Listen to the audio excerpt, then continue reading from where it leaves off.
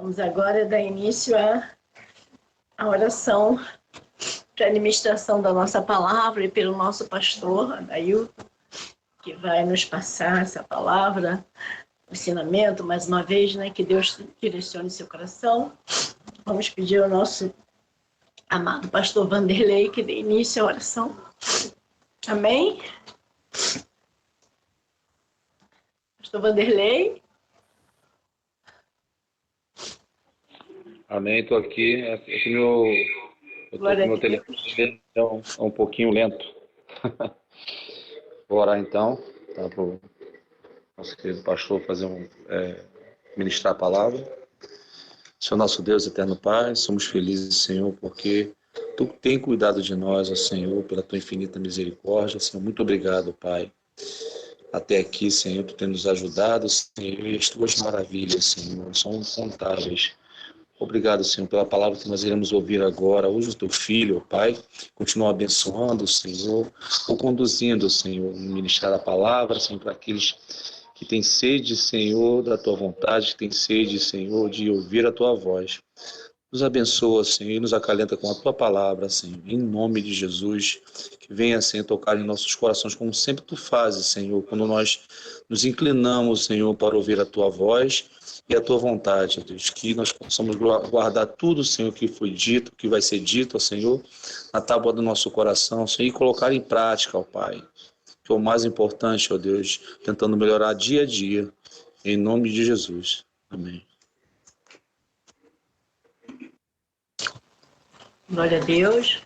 Vamos dar início ao nosso culto, uma parte tão importante quanto todo o mover que tem acontecido nesse culto, né? Que é a ministração da nossa palavra com o nosso amado pastor Adailton. Que Deus nos ajude a receber a palavra e entender. Pastor Adailton.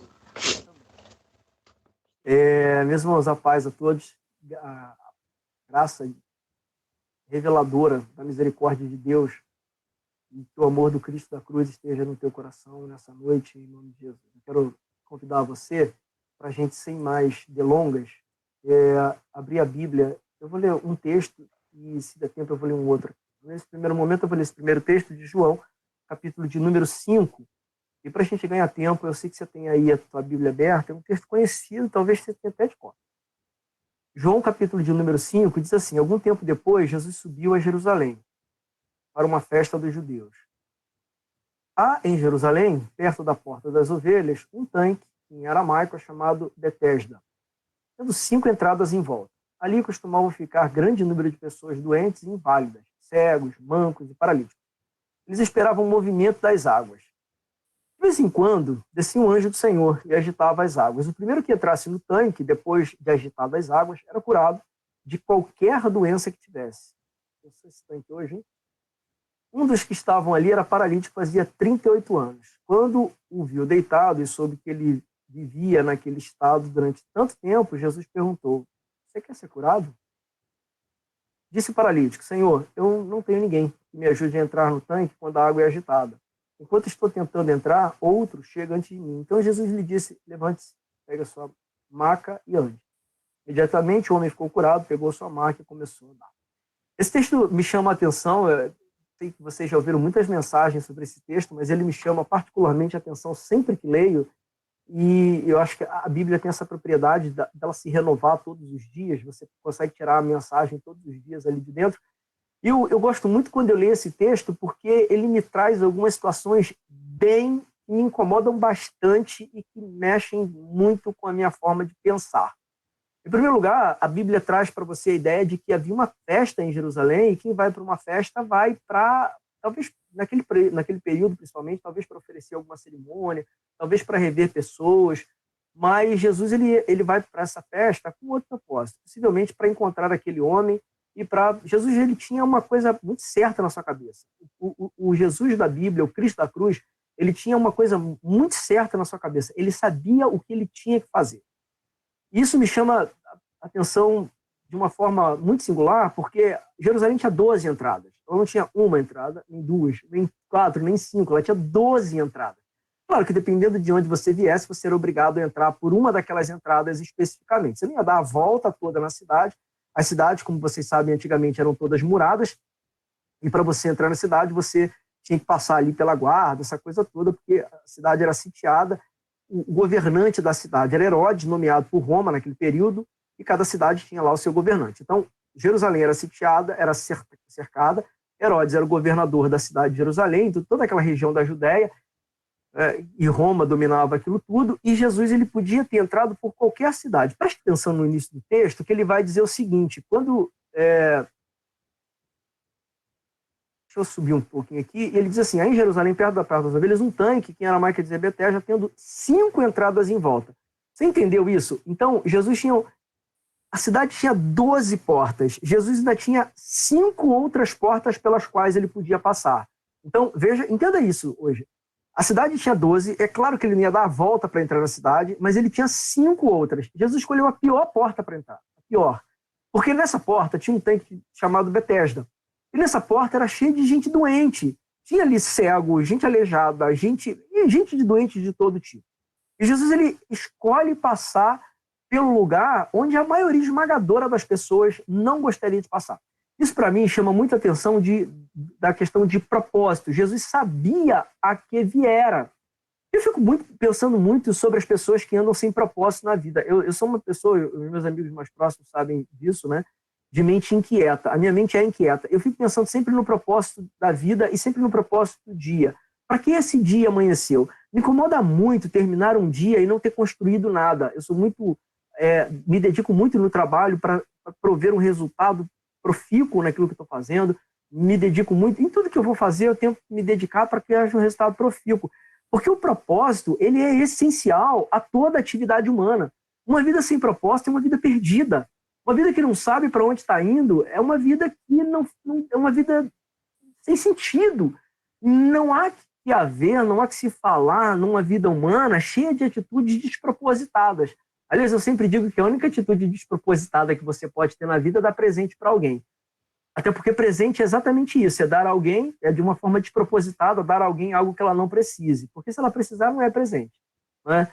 Então, tirando dar presente a alguém, nenhum ato humano pode ser despropositado. Não é fazer as coisas por fazer. É claro que quando você está de férias, você pode passar horas vendo Netflix. Não tem problema nenhum quando você está de férias. Passar a noite toda, por exemplo, maratonando Netflix quando você está de férias. Por que não tem problema nisso? Porque o propósito das férias é exatamente relaxar, descansar. Mas eu fico vendo sem número de pessoas que perdem tempo da sua vida fazendo coisas que não vão levar a lugar nenhum, que não tem resultado nenhum. É claro que a gente às vezes diz o seguinte, a gente não pode ser tão afinco ao trabalho, tão afinco às atividades profissionais e as atividades, né, que nos causam, que tomam nosso tempo, que geram um resultado preciso, contido, examinado e esperado. A gente não pode também ter uma vida tão matemática dessa forma. A vida tem que ter um pouco de leveza, mas presta muita atenção, a vida tem que ter um pouco de leveza. Eu vou repetir essa frase para você entender bem. A vida tem que ter um pouco de leveza. O grande problema é que a maior parte das pessoas tem leveza demais em toda a vida. Toda ela é plena de leveza. São estudantes que não estudam, são estudantes que não aprendem, são professores que não ensinam, são leitores que não leem, são famílias que não se respeitam, são filhos que não enxergam os pais, são pais que não honram os filhos e nem são honrados por eles. São pessoas que passam a vida simplesmente com leveza demais. Parece, no meu ponto de vista, que um bom número de pessoas passa toda a vida num comercial de margarina. Eu acho que vocês pararam de me ver aqui, porque eu, pelo menos, a minha câmera parece que... Toda vez que eu estou falando com vocês, a minha câmera agora faz isso. Vocês estão me ouvindo ainda? Sim, eu estou ouvindo. Você não está me vendo, né? Sim. Isso, sem imagem. Aqui. Sem imagem, sim. Pronto, agora eu voltei. Então, me parece... Agora continua me ouvindo? Sim, né? Sim. Nem se importa não é.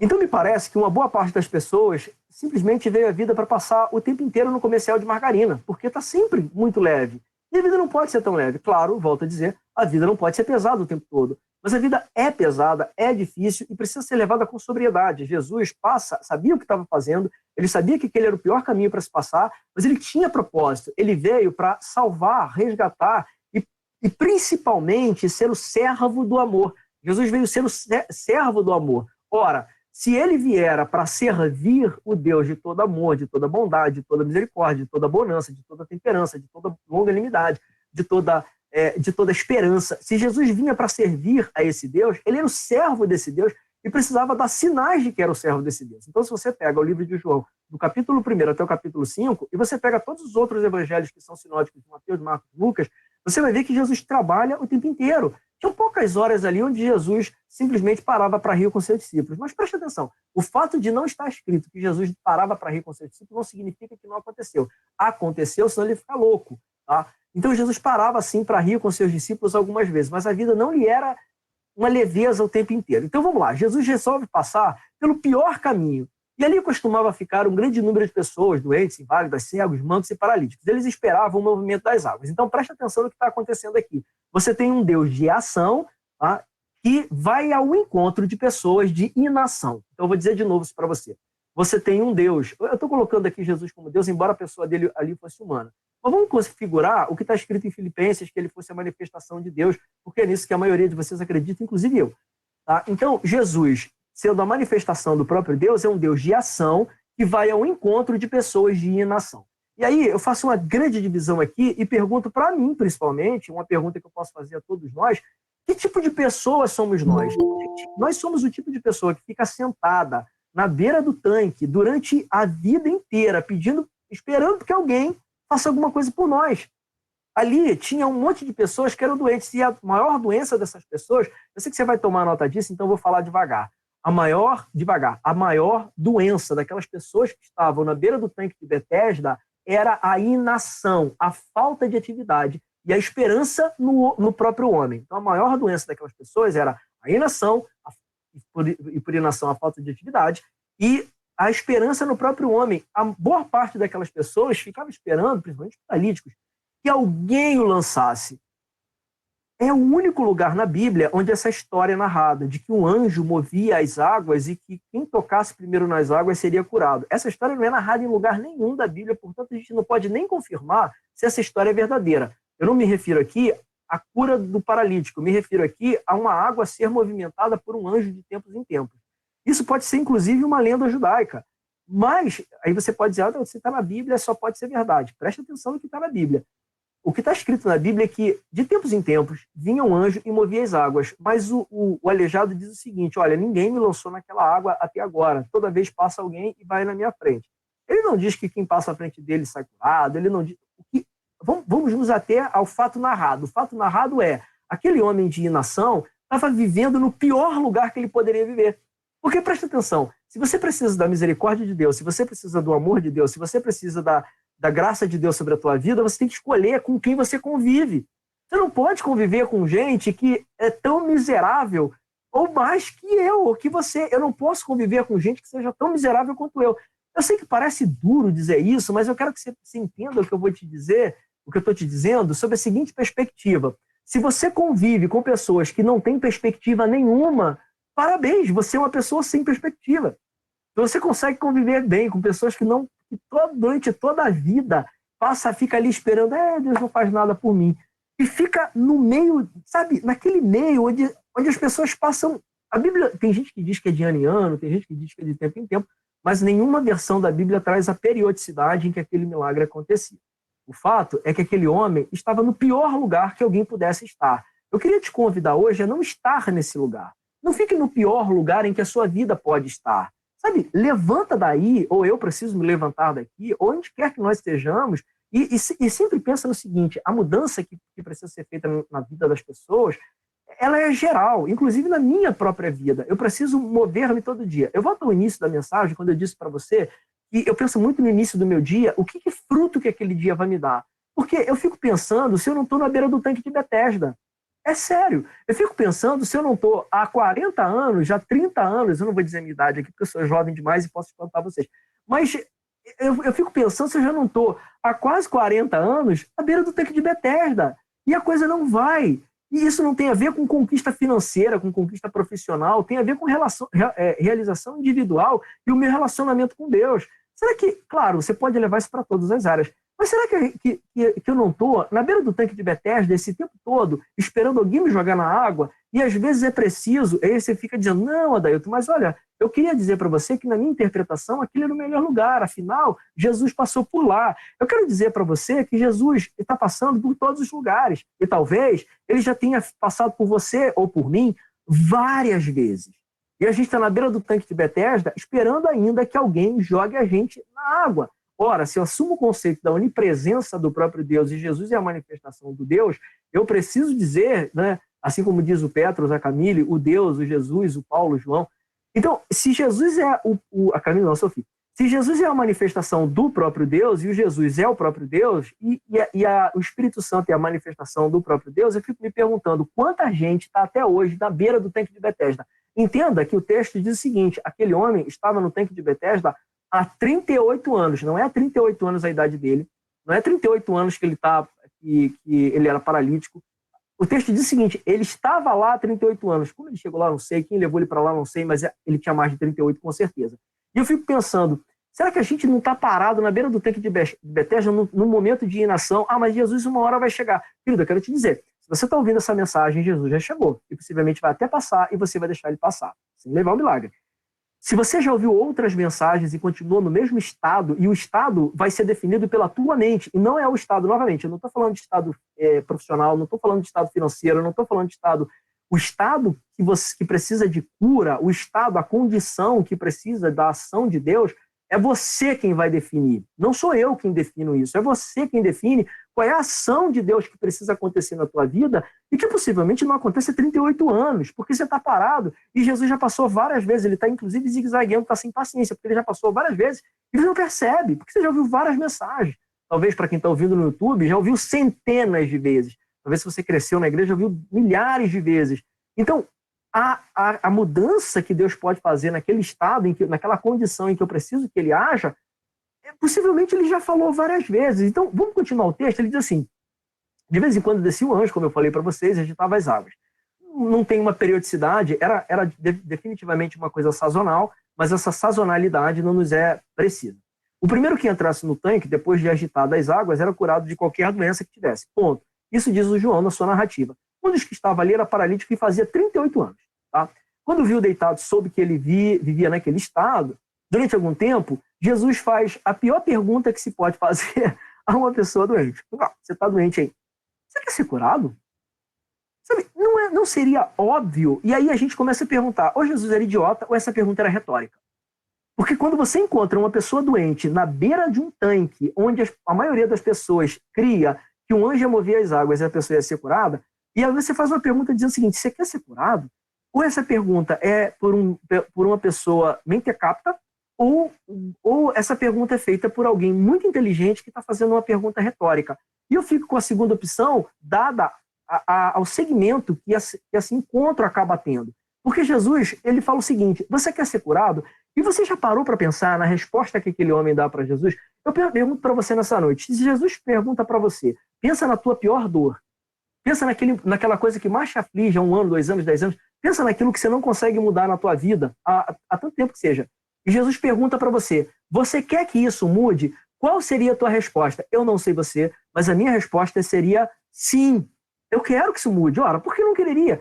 Mas a resposta que aquele homem dá para Jesus não é essa. Aí diz o paralítico para Jesus, Senhor, eu não tenho ninguém que me ajude a entrar no tanque. E quando a água é agitada, Jesus não perguntou o que estava acontecendo. Jesus não perguntou, não pediu uma... Sabe aquela gente que dá desculpa para que a vida dele não andou, ou o problema que não foi resolvido? E eu estou dizendo isso para mim mesmo. Às vezes aquela questão não foi solucionada. E, novamente, você pode estar ouvindo isso no YouTube, você está aqui na igreja com a gente, você está ouvindo. E às vezes aquela situação que você acha que não foi solucionada porque eu estou igual o homem do tanque de Betesda, dando desculpa. Eu estou contando historinha. Quando alguém me pergunta assim, você quer o milagre de Deus na sua vida? Ah, mas sabe o que acontece? Que a minha vida é muito difícil e eu nasci de uma família muito pobre e os meus pais não puderam me dar educação. Mas que justificativa é essa? Não foi essa a pergunta de Jesus. O paralítico, Senhor, eu não tenho ninguém. Sabe o coitadismo? Não tenho ninguém que me ajude a entrar no tanque. Quando a água é agitada, enquanto estou tentando entrar, outros chegam antes de mim, então eu não sou curado. Eu não consigo ser curado. E aí Jesus, ele podia ter dito para ele o seguinte, então seja curado. Mas Jesus, ele vai além. Ele diz assim, cara, como você contou essa história toda triste, eu vou jogar a cura na tua mão. Você quer ser curado? Qual é a dificuldade de todo paralítico? Se eu estivesse na igreja, eu ia perguntar para você. Qual é a grande dificuldade de todo paralítico? Eu suponho que todo mundo vai responder de forma óbvia, andar. Jesus diz para ele assim, você quer ser curado? Então levanta e anda. Você entendeu o que Jesus está fazendo aqui? Jesus, ele tinha propósito na sua vida, ele sabia que ia passar por aquele caminho, ele escolhe das 12 portas, ele escolhe as 5 mais próximas e escolhe aquela que estava cheia de doente, vai ao encontro de um homem cheio de desculpas porque não podia ser curado, e Jesus manda ele fazer exatamente aquilo que ele ficou 38 anos dizendo que ele não conseguiria. Levanta daí e anda. É meio que toma vergonha na cara e para de dar desculpa para a vida. Então, se você ou eu ou qualquer pessoa que está ouvindo a mensagem está há 38 anos na beira do tanque de Betesda e não tem mudança nenhuma na vida, o que Jesus diz objetivamente é, levanta daí, rapaz. Levanta e anda. É claro que é difícil, é claro que é complicado, ninguém nunca disse que seria fácil, mas para de achar que a tua dor é maior do que a dor de todo mundo. Para de achar que o outro tem mais sorte que você, que o outro é mais bonito que você, que o outro é mais talentoso que você, e começa a entender que você tem que se pôr de pé sobre as suas pernas e começar a andar, porque de outra sorte o milagre não vai acontecer. Ora, só existe o milagre, então, para quem levanta, se põe sobre as suas pernas e vai andar. Você pode se pôr sobre as suas pernas. A Bíblia não diz em momento nenhum que aquele camarada levantou-se e foi correr uma maratona. Depois de correr 42 quilômetros, chegou ofegante e falou assim, ó, Jesus, tu é bom mesmo, hein? Fez uma cura assim, ó, supimpa. Ela não diz isso. Sabe, ele se levanta e muito possivelmente, 38 anos sem andar, talvez ele tivesse andado antes, eu não sei, mas é óbvio que possivelmente ele tenha caído. É óbvio que possivelmente fica muito feio. É óbvio que ele teve dificuldade. É óbvio que ele caiu numa primeira tentativa. É claro que ele precisou de amparo. Quando ele foi cair, talvez Jesus o tenha segurado, talvez os discípulos o tenham segurado, mas o mais importante é que ele tomou para si aquela palavra de para de esperar alguém te jogar no tanque, levanta você e anda. E para de ficar 38 anos, e aí eu sempre digo para vocês, e para quem nunca me ouviu, né, e você que está no culto, você já ouviu essa frase, eu fico triste quando as pessoas ficam 38 anos fazendo a mesma coisa e achando que o resultado vai ser diferente. Hoje a gente sofre um grande mal, que é o mal das mídias sociais. Eu fico tentando regular, meu filho quando não está na minha casa ele sai do meu controle, mas quando ele está em casa, a mãe dele pode dar testemunho disso, e eu fico brigando e dizendo o seguinte, não senhor, você vai passar na internet, no celular, no que quer que seja, 3 horas do teu dia. Às vezes eu deixo escapar um pouquinho para a gente dar um desconto, mas vamos lá, não passa de 4. Isso eu acho muito, eu já acho exagero. Sabe por quê? Porque a gente vive na era onde a sociedade está viciada em celular. Mas como é que um pai vai poder dizer para o filho que ele só pode passar 4 horas no celular se o pai passar 12? Não tem como, é impossível. Então eu quero dizer para você, se você está na beira do tanque de Betesda, levanta e sai daí. Bem rapidinho para a gente encerrar, porque eu cronometrei aqui e o meu tempo acaba de se esgotar. Então Jesus contou aos seus discípulos uma outra parábola. Lucas capítulo 18. Ele disse, em uma certa cidade havia um juiz que não temia a Deus, nem se importava com os homens. Aí você vai dizer, eu não consigo andar na minha vida porque o meu chefe não é crente, minha família não é cristã, o pessoal não me entende, ninguém me ajuda. E naquela cidade havia uma viúva. Veja bem, a viúva tinha uma causa que estava na mão de um juiz que não temia a Deus. Olha que coisa terrível, você tem uma causa na mão de alguém que não teme a Deus. É difícil, né? E naquela cidade havia uma viúva que se dirigia continuamente a ele, suplicando-lhe, faz justiça contra o meu adversário, faz justiça por mim contra o meu adversário, e é todo dia, faz justiça por mim contra o meu adversário, porque ela não podia fazer mais nada. A única coisa que aquela mulher podia fazer era levantar, sair da sua casa, na casa do juiz, e onde ele estivesse trabalhando, fazer, oi, tudo bem? Vim aqui pedir para você fazer justiça sobre o meu trabalho. A gente está num país onde o desemprego está terrivelmente assolando as pessoas. Assola as pessoas. O índice de desemprego é grande. Mas o Brasil, por exemplo, ele oferece várias oportunidades de atividades profissionais e a gente fica vendo as pessoas reclamando do salário, reclamando do emprego, meu salário é ruim, meu emprego é ruim, mas a gente não faz nada. E aí ele está dizendo assim, por algum tempo ele recusou, mas finalmente disse a si mesmo, embora eu não tema a Deus e nem me importe com os homens, esta viúva está me aborrecendo, vou fazer-lhe justiça para que ela não venha me importunar. Talvez a dor, e aí o juiz decide, por como ela estava perturbando, e aí Jesus fala, como ela estava perturbando, o juiz decide ajudá-la. E aí, Jesus continua o texto dizendo o seguinte: assim mesmo é Deus, porque quando vocês perturbam demais a Deus, literalmente é isso que Jesus fala. Olha o que ele disse: acaso Deus não fará justiça aos seus escolhidos que chamam por ele dia e noite e continuará fazendo esperar? Eu lhes digo, ele fará justiça e depressa. Então, às vezes, a minha cura, a solução do problema, a solução da causa, todo mundo tem problema. Talvez você diga assim: olha, mas não, todo mundo, eu também tenho coisas que precisam da ação de Deus. Agora, eu não posso ser um homem de inação, porque o Deus da ação, ele está passando por mim. E preste atenção para a gente concluir isso. Jesus, quando ele encontra um grupo sem ação, ele escolhe um onde ele conseguiu ver que teria ação. Por que Jesus não curou todo mundo? Francamente, eu não sei. Mas me parece que Jesus resolve curar um homem porque aquele homem ele enxergou que nele haveria algum tipo de ação. Então, talvez a cura que eu precise, talvez a ação de Deus na minha vida, numa área em que eu precise, talvez, eu não sei. Muito possivelmente, Deus já passou por mim algumas vezes ou por você. E ele não vai jogar isso no teu colo. Ele não vai pegar você e jogar dentro do tanque de Betesda. Ele vai mandar você ter uma atitude ou tomar uma ação. O Deus da ação encontra homens de inação e transforma esses homens em homens de ação. Então, esses homens de ação, eles recebem o milagre de Deus. Percebe que todo milagre tem uma ação que precisa ser feita anteriormente. Lembra do Elias? Lembra? Enfim, todos os milagres que você vê na Bíblia, sempre havia uma ação anterior que era precisava ser feita. Nem que essa ação fosse sair do lugar onde estava e ir ao encontro de Jesus e ficar gritando no meio da multidão. E é isso mesmo, é gritar. Se você quer alguma coisa, se você quer um milagre, se você precisa que Deus haja na tua vida, em qualquer área que seja, para de procurar as pessoas para contar os teus problemas. O que você precisa fazer é confessar isso a Deus e pedir para que Ele solucione isso para você. Como é que Ele vai fazer isso? Ele vai mandar, Ele vai te dizer, Deus vai te dizer mesmo. Conversa com alguém, como Ele está fazendo agora. Conversa com alguém, procura outra pessoa para orientação. Ele vai fazer isso, ouça uma mensagem. Mas o fato é que para que haja uma ação de Deus, é preciso que você e eu deixemos de ser homens de inação, deixemos de ficar 38 anos sentados na beira do tanque de Betesda, e aí aquele problema que parece enorme, amanhã ele vai ser risível. Você vai estar dentro de outro, tá? Porque a vida é cheia de problemas. Mas aquele que já tinha 38 anos era risível. Então aquele homem que era paralítico, depois começou a correr em algum momento da vida dele, ele achou que ser paralítico era risível. Como eu pude ficar 38 anos na beira do tanque sem ação nenhuma? Por que eu não procurei? E aí eu vou dizer para você que o texto bíblico, ele diz que, né, Jesus fez muitos milagres naquela época. Porque aquele homem, talvez ele não tivesse ouvido falar de Jesus, mas isso não seria desculpa, tá? Porque aquele período, quando você lê os historiadores, como Eusébio, ele diz que aquele período, né, o Reza Aslan, né, ele diz que, estou pronunciando o nome errado, tá, gente? Depois eu pronuncio certo. Eu não vou conseguir lembrar o nome dele para pronunciar corretamente agora. Mas é um historiador, ele diz a mesma coisa, que aquele período era um período de grandes milagres naquela região. Muitos milagres. Deus fazia milagre através de muitos homens. Então, o que a gente possivelmente precisa fazer é realmente parar com a nossa inação e partir para fazer alguma coisa objetiva de ação, para que haja um milagre na nossa vida. Então, milagre, faz alguma coisa. Tá? Se você quer comer maçã, você vai ter que plantar uma árvore. Não vai chover maçã do céu. Esse período nunca existiu. Você vai falar para mim do maná. Olha o preço que foi pago para chegar no deserto. Nunca caiu nada do céu.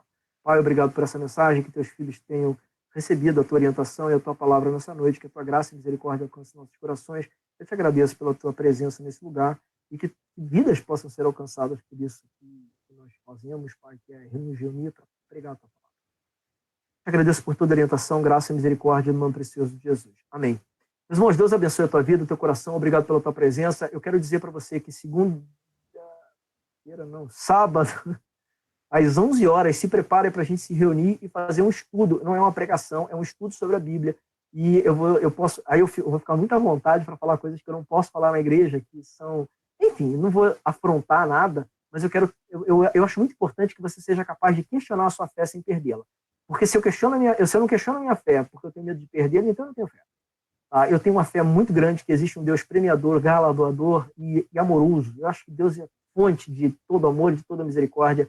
E eu fico muito contente hoje. Antigamente eu ficava pensando muito nisso, mas hoje eu fico muito contente com o homem que você é, que eu sou, com tudo aquilo que Deus colocou dentro de mim. E eu tenho uma enorme frustração de não conseguir parar de errar, mas uma grande alegria de ser o homem que eu sou. Tá? Então Deus abençoe a tua vida. E sábado, às 11 horas, eu gostaria de ver todos os obreiros lá, quiçá todos os irmãos querendo aprender a palavra de Deus. E aí, além disso, a gente vai conseguir ler a Bíblia toda num ano só. eu faço uma pergunta retórica para você. Isso é uma pergunta comum, tá? Quantos de nós, às vezes, dizemos assim, eu nunca li a Bíblia toda mesmo, sabe? Quer saber? Letra por letra, palavra por palavra, assim, do começo ao final, acho que eu nunca li a Bíblia toda, acho que a hora é agora de fazer, tá bom? Então, Deus abençoe a tua vida, em nome de Jesus. Eu quero devolver aí para o Luciano, para o Vanilton, não sei quem vai orar para terminar. Obrigado aí pela atenção de todos vocês. Amém. Vamos orar então para Glória a Deus. encerrar, né? E aí a gente devolve o pastor Adailton só para ele dar a bênção apostólica. Tá bom, pastor? Amém. Então, vou orar aqui para a gente terminar. Agradeço a irmã Luciana que prontamente atendeu aí o nosso pedido, né? Assim como os irmãos têm atendido aí, é sempre bom que a gente vai aprendendo aí, a gente vai trabalhando junto, né? Glória a Deus. Eu que agradeço, irmão. Oportunidade de trabalho para Jesus e com meus irmãos é uma honra para mim. Pode contar sempre comigo. Obrigada. É só uma coisinha assim, essa palavra de agora que o pastor trouxe, ela me fez lembrar algo que nós estamos estudando na nossa escola dominical, né? Que existem pessoas que pregam aquela teoria da prosperidade e que a pessoa vai entrar para a igreja e vai ficar, né? Vai ficar rica, né? Tem alguém que prega sobre isso. Mas o que o pastor Adailton falou nós temos que trazer para a gente, porque se nós ficarmos ali parados do lado de quem não tem nada para oferecer, de quem só vai nos puxar para o buraco, nós vamos continuar naquilo sempre. E uma pessoa que entra para a igreja, ela tem sempre alguém que dá um conselho diferente e a vida daquela outra pessoa ela vai mudando e aí você vai vendo o resultado na vida da pessoa. Então, a partir do momento que uma pessoa entra para a igreja, ela saiu daquele tanque de Betesda ali, que só tinha aleijado, só tinha doente, e ela foi para alguém, foi para o lado de alguém que pudesse dar algo, levar algo para a vida daquela pessoa, né? Então vamos orar. Eu não posso aqui ultrapassar o horário muito, não. Pai, mais uma vez, meu Senhor, nós elevamos a nossa voz, os nossos pensamentos até o trono da tua graça, Senhor, para te agradecer, meu Deus, por mais esta noite na tua presença, meu Deus. Muito obrigado, Senhor, por tudo que aconteceu aqui, Senhor, pelos louvores, pelas pessoas que trouxeram uma leitura da palavra e pela ministração, meu Senhor. Muito obrigado, Senhor, por cada um que se comprometeu aqui, Senhor, com a tua palavra nesta noite. Em nome do teu Filho amado Jesus, nós gostaríamos de te agradecer, Pai. Abençoa, meu Deus, a cada família aqui representada, Senhor, a cada pessoa que foi citada na oração, meu Deus, nós entregamos a ti, Pai. Em nome de Jesus, toma conta de cada um, Senhor. Fica com cada um, Senhor. Aqueles que não puderam, Senhor, estar aqui, Senhor, que o Senhor possa tocar no coração, Senhor, de cada um e fazer, Senhor, com que eles venham, Senhor, para a tua casa sempre, Senhor, para louvar e bendizer o teu nome, Senhor, e principalmente, Senhor, reconhecer o sacrifício que tu fizeste, Senhor, enviar teu filho aqui na terra para morrer pelos nossos pecados, Pai. Em nome do teu Filho amado Jesus, nos despeça na tua santa paz, Senhor. Fique conosco, Senhor, com a presença do teu Espírito Santo em nossas vidas, Pai. Em nome do teu Filho amado Jesus, nós te agradecemos. Amém e amém. Pastor Adailton, com a bênção apostólica. Irmãos, a graça de nosso Senhor Jesus Cristo, o amor de Deus nosso Pai, a doce e preciosa consolação do Espírito Santo, seja com todos aqueles que querem encontrar o Deus da ação e mudarem a sua atitude diante da vida, e que todos esses digam amém. Deus abençoe a vida de todos vocês.